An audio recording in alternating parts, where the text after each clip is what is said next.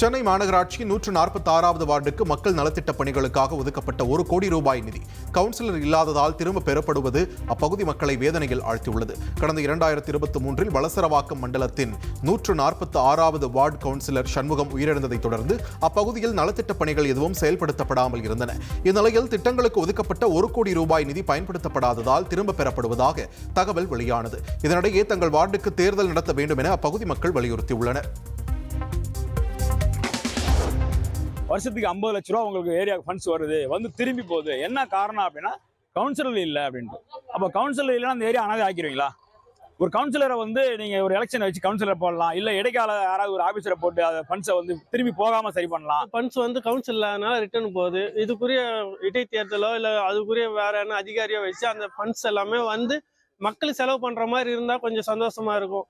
வந்து போகிறதுக்கு அப்புறம்னா மக்கள் நாங்கள் வரி கட்டி இதெல்லாம் என்ன பண்ண முடியும்? ஒன்றும் பண்ண